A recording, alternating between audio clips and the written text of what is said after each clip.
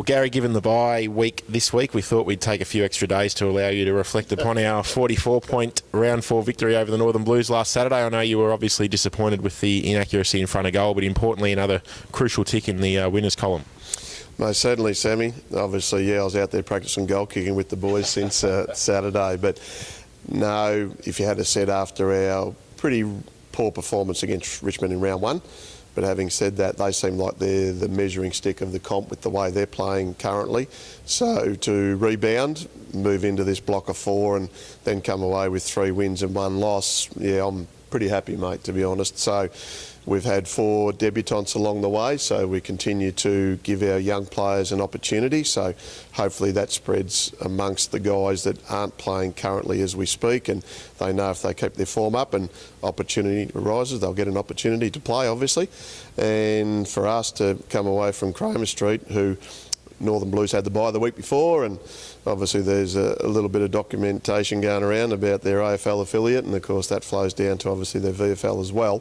So for us to come away from this block with 3 wins and 1 loss seems pretty positive.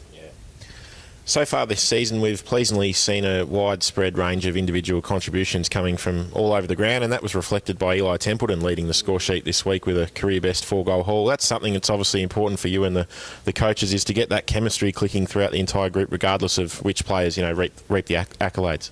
Yeah, it is, and obviously our mids haven't been known as kicking a lot of goals, so if we can certainly work that into our line work, and obviously on match day it becomes pretty potent, as you said. And even as you touched on with the goal kicking, Geordie wouldn't normally miss those set shots, and he had 4 opportunities.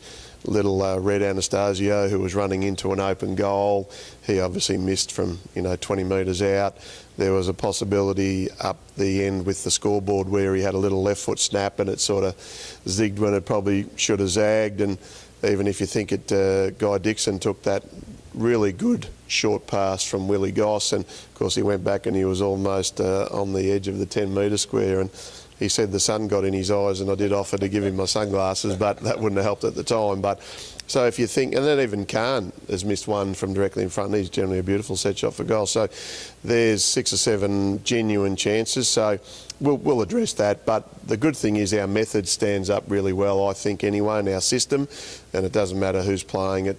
I think if they are confident, as we are as a team and as a club, about what we do, then the rest of it really is obviously being able to handle and absorb the pressure. And so, as we mentioned, the bye for the group this week, I understand we'll train as usual tonight, but what else is on the agenda in terms of freshening up, or alternatively perhaps having a run for their home clubs this Saturday? Yeah, we'll just go down that path of the ones that want to. They can obviously go and play with their home clubs. The guys that have primarily played pretty much either 7 or 8 games, including obviously the practice games, then I'm not expecting them to play at all.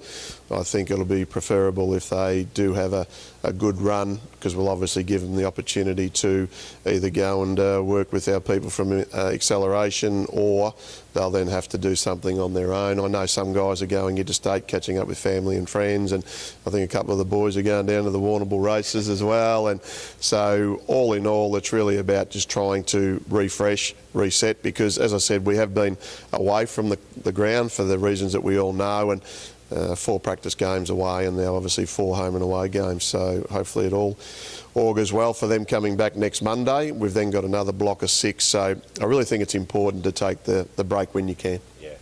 And just very quickly to finish, everything points towards us having 3 consecutive home games back at Northport Oval after the bye. You must be optimistic now about the opportunities ahead for us at 3-1 with those 3 games to come. Yeah, well, we've got to keep continuing to give ourselves a good launching pad into what we know works for us, and look, our percentage is not overly great if you compare it to a lot of the other clubs that are in and around where we sit at the minute. So that's something that we certainly need to address, but we are giving ourselves a chance and an opportunity. And as you said, you can't look any further than Footscray in round 6, and we know it's going to be North Melbourne and then Casey, and then I think it's Frankston after that. So we've seen how topsy-turvy this inconsistent, consistent VFL environments about, and all we can do is make sure that we prepare and plan as well as we always do. And Footscray's had a couple of injuries to some of their AFL players, or Western Bulldogs, but then again, they've proven that they're going to be a pretty good side with how they've played over the first month of the season. So, yeah, we'll look at them obviously in detail as we always do, but it's just important that we maintain what we know works, and as long as we can consistently improve, and that's all I'm looking to do, we keep refining things, because there's still a lot of improvement, I think, in this group, and we're certainly not playing anywhere near our best. But I've been really delighted with our resilience and our resolve and our tenacity in and around the contest, and what we've had to do to get us 3-1. Well, Gary, thanks for your time as always today. Enjoy the rarity of an in-season weekend off, and we'll see you back on deck for the Footscray game. All the best. Yeah, good on you, Sam.